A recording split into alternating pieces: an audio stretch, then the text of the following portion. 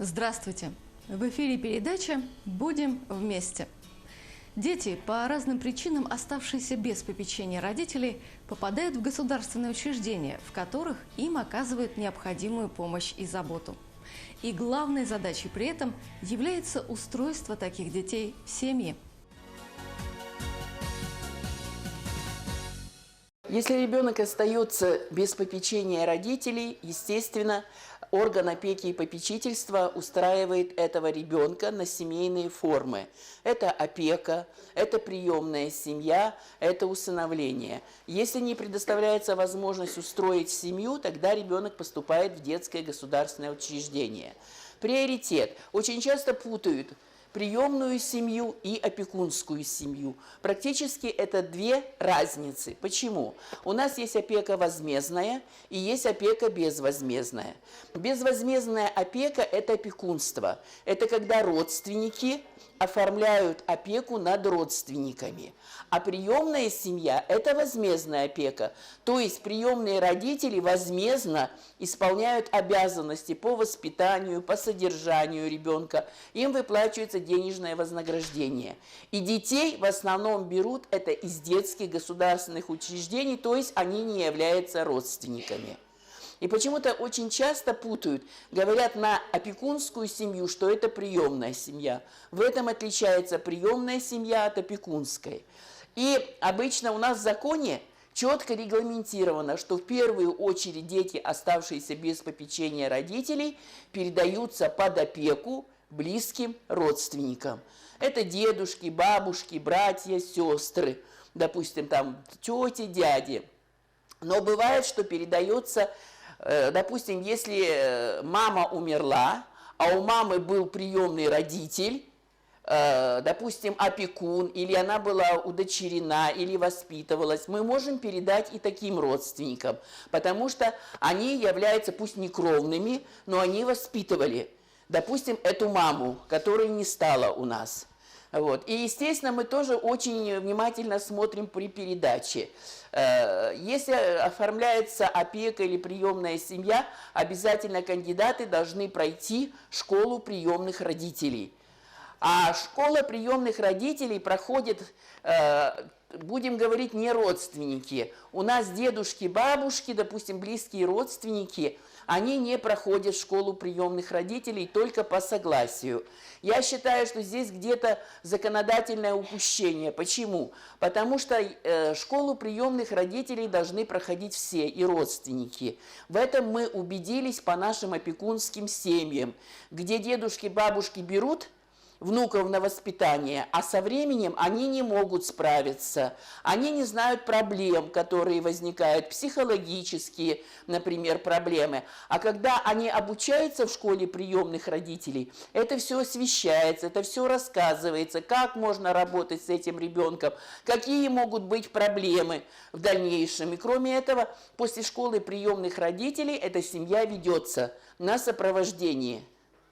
Вот, поэтому я считаю, что должны проходить школу приемных родителей все. И родственники, и кандидаты, которые, вот, ну, будем говорить, чужие люди, которые берут детей, то есть некровные родственники. Опека как форма устройства детей в семьи достаточно распространена в нашей республике. Среди них есть семьи, в которых воспитываются не только родственники, но и совершенно чужие дети. Наша сегодняшняя героиня Мария Анатольевна Богданова 2 года назад приняла в свою семью девочку из детского дома, воспитывая ее как родную.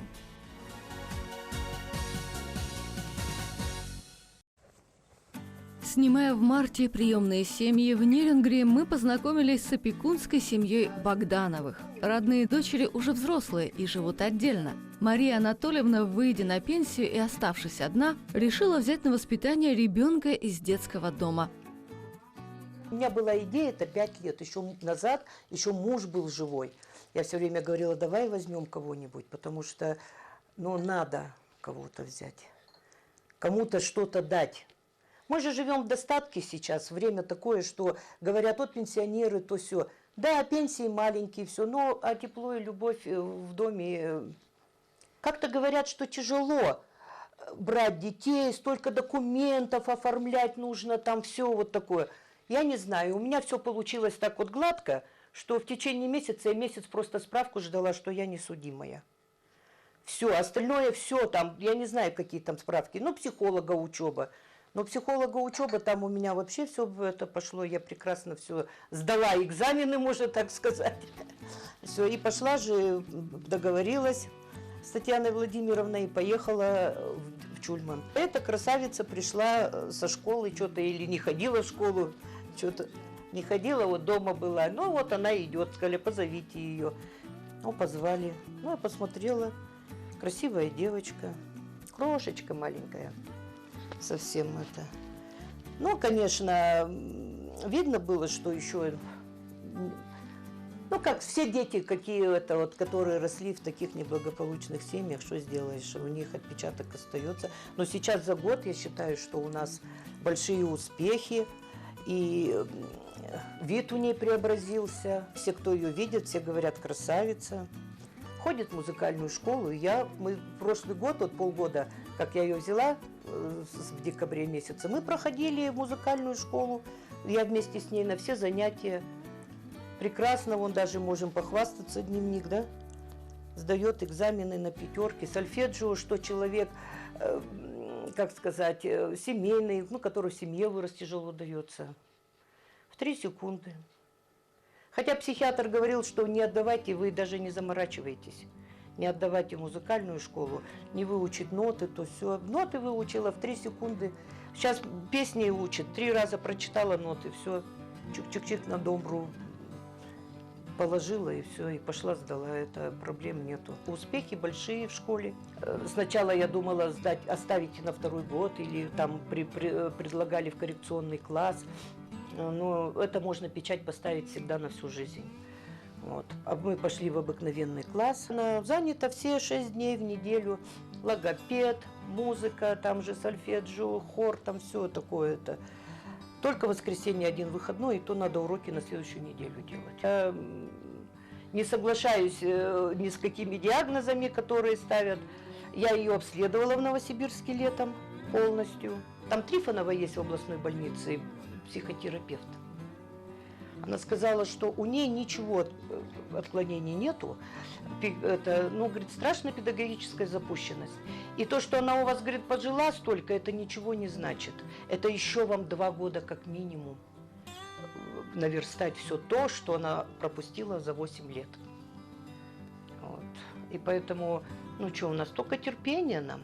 Терпение и забота мамы находят отклик в словах Наташи. Мама хорошая, помогает мне в учебе и сдала меня на музыку, чтобы я развивала голову и чтобы в учебе я подтягивала.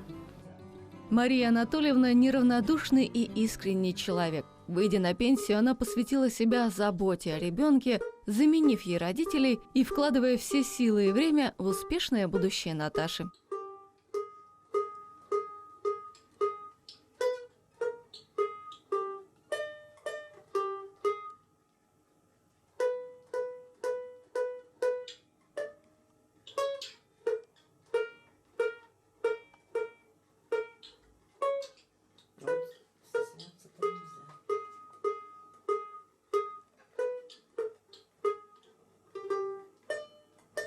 Мы продолжаем знакомить вас с детьми, которым нужна семья. Меня зовут Лена, мне 8 лет. Я хожу в 1 класс. Я очень люблю читать и еще рисовать. В школе мой любимый урок – это урок технологии, потому что там можно лепить из пластилина или что-то из мягкого делать. Сейчас я вот читаю, читаю я 79 слов в минуту. Я сама научилась читать. И какие книги ты читаешь? Читала я Майда Дейра, читала «Гадкий утенок», «Гуси-лебеди», «Колобок», «Красная шапочка». Стихи Льва Николаевича Толстого и Константина Дмитриевича Ушинского. Вы послушайте, ребят, я хочу вам рассказать. Родились у нас котята, их по счету ровно 5. Мы решали, мы гадали, как же нам котят назвать. Наконец мы их назвали. 1, 2, 3, 4, 5. У Лены есть младшая сестра Катя. Ей 7 лет. Девочки очень дружны между собой. Мы с Леной играем в куклу дома. И помнишь, как мы играли в ковролин? Мы тут играем. Да, мы играем тут. И нас тут хорошо кормят, а в садик я хожу, и там тоже вкусно кормят. Мой веселый звонкий мяч, ты куда промчался скать? Желто-красный, голубой, не угнаться за тобой. Я тебя водой хлопал, ты скакал, звонко топал. Ты 15 раз подряд прыгал в угол и назад. Лена и Катя – активные, веселые, энергичные и позитивные девочки. Старшая Лена может пошалить, но на замечания реагирует позитивно, слушается. Всегда опекает младшую сестру Катю. Девочкам очень нужны заботливые и любящие родители.